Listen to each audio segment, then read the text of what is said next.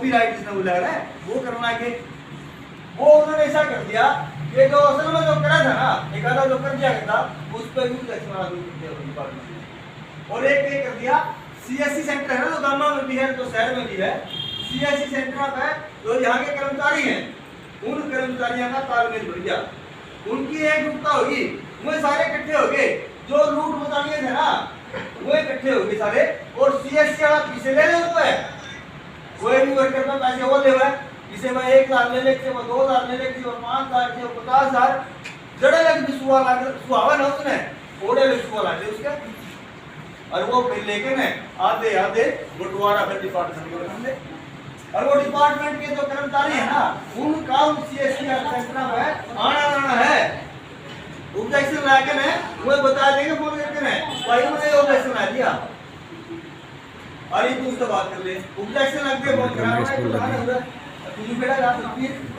उसकी पत्नी ऐसा बोल लेंगे 10 मिनट उसको ऑब्जेक्शन ला दिया फैमिली आईडी का सीएससी बात इस प्रकार से सरकार ने श्रम कल्याण बोर्ड जो निर्माण के मजदूरों के लिए बना हुआ है उसको सीपीएस नीति के तहत सेंट्रलाइज कर दिया है उसके कारण पूरे हरियाणा में निर्माण के मजदूरों को बड़ी दिक्कत आ रही है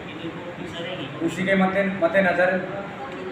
भवन निर्माण कामगारों हरियाणा संबंधित सिट्टू की राज्य कमेटी की मीटिंग जींद में 29 जून को हुई थी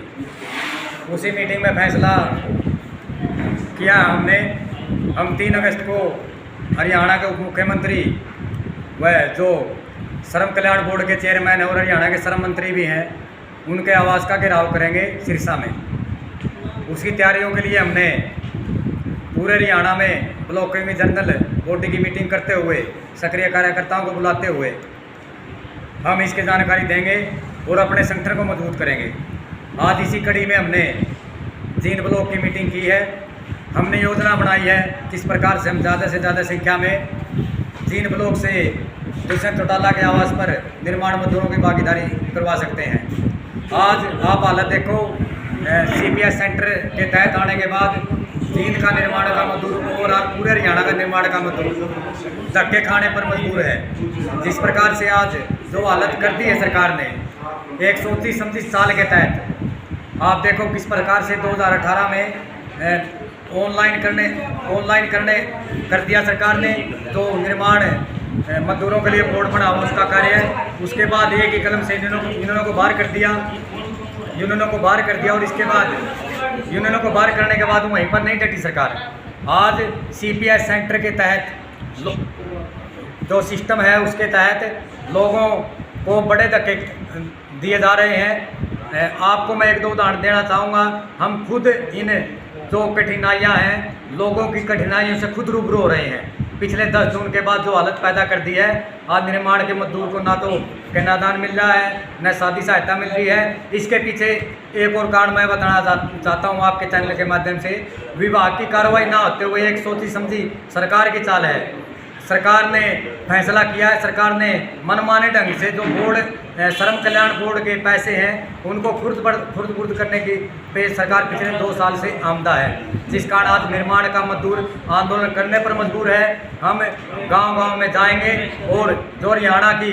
जेजेपी और भाजपा की सरकार है इसका जो मजदूर विरोधी चरित्र है वो लोगों को बताएंगे। और उससे पहले हम 22 जुलाई को जींद का जो उपायुक्त कार्यालय है या आप कह सकते हैं सेक्रेटरीट है वहाँ पर धरना लगाएंगे और अपनी मांगों का ज्ञापन भी जींद के डीसी या जो भी लेने आएगा उसके माध्यम से हम अपनी मांगों का ज्ञापन उप मुख्यमंत्री दुष्यंत चौटाला को देंगे। और हम चेताना चाहते हैं आपके चैनल के माध्यम से जेजेपी और भाजपा की सरकार को अगर या तो मजदूरों की या किसानों की मांग सुन लें नहीं आने वाले टाइम में जो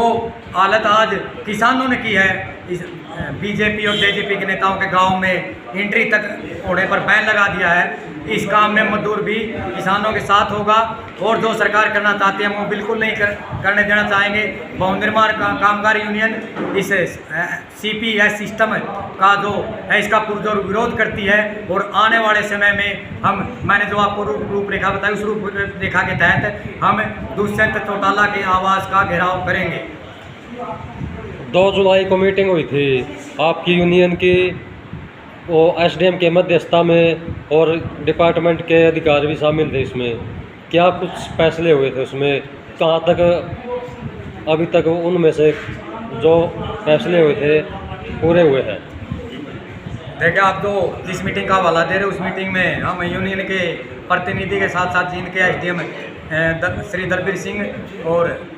डिप्टी डायरेक्टर जो हिसार कमीशन अशोक नैन जी और नीरा मलिक थी, उस मीटिंग में जो फैसले हुए थे, जो भी फैसले हुए थे उन फैसलों में उन्होंने कहा था हम आपका काम को 2 या 3 दिन के अंदर जो फीस अपडेट का मामला जो लगातार लटका हुआ है, फीस अपडेट ना होने के कारण बहुत से वर्कर हैं जो जिन में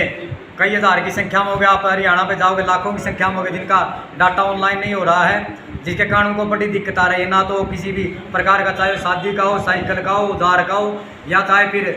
मृत्यु लाभ का हो, फार्म अप्लाई नहीं हो रहा है। डिप्टी साहब ने हमें आश्वासन दिया था हम आपका 3-4 दिन में इस समस्या का समाधान कर देंगे। 1 जुलाई बाद 1 सप्ताह बीत जाने को है, उससे बातचीत पर कोई अमल नहीं हुआ। दूसरा जो उन्होंने कहा था, जो असल वर्कर के फार्म छात्रवृत्ति रिजेक्ट कर दिए थे 2018-19-20 के सेशन के, उन्होंने 20 वर्करों की लिस्ट मांगी थी, हमने वो उनको अवेलेबल करवा दी है। उनमें से भी किसी का काम नहीं हुआ। जो नए पंजीकरण की बात थी 2018 से ऑनलाइन के नाम पर लटका पड़ा है, उसके बारे में हमारी बातचीत हुई थी। उन्होंने कहा था हम आपकी इस जो ऑनलाइन पंजीकरण का मामला लटका हुआ इसका जल्दी से जल्दी समाधान करा देंगे। अब तक जितनी भी बातें हुई थी उन पर कोई विभागीय कार्रवाई नहीं हुई है और हम दोबारा से फिर चेताना चाहते हैं, अगर प्रशासन हमारी बातचीत जो हुई थी उस पर अमल नहीं करता है तो हम दोबारा से आंदोलन करने पर फिर विचार करेंगे और हम आंदोलन करेंगे। दूसरा जो एसडीएम साहब ने कहा था कि हम सख्त से सख्त कार्रवाई करेंगे, जो उपायुक्त महोदय ने 2020 में जो लेटर जारी किया था अक्टूबर में, अगर उसकी कोई अवमानना करता हुआ पाया गया हम सख्त से सख्त कार्रवाई करेंगे। हमारे पास कुछ 5-4 केस आए, हम 1 या 2 दिन में और भी लोगों को इकट्ठा करके एसडीएम साहब के समक्ष पेश करेंगे और उनको बताएंगे किस फला अधिकारी ने हमारे जो वर्क स्लिप उसको वेरीफाई नहीं किया है। असल में मैं आपको एक बात का निचोड़ बताना चाहता हूँ, जितनी बातें हुई थी बातों में कुछ और होता, धरातल पर कुछ नहीं होता। अगर आप धरातल पर देखोगे, सरकार हो चाहे जिनका प्रशासन हो या जो विभागीय कार्रवाई है उस पर कुछ करने को तैयार नहीं है प्रशासन, सरकार या विभाग। आज मीटिंग में फैसले लिए गए, गांव-गांव में जाएंगे और 3 अगस्त की तैयारी करेंगे, जनता को जागरूक करेंगे और निर्माण कामगारियों के ज़्यादा से ज़्यादा लेबर बनाएंगे और 3 अगस्त की तैयारी करेंगे। मेरा नाम शिवराम है, भवन निर्माण कामगार हरियाणा का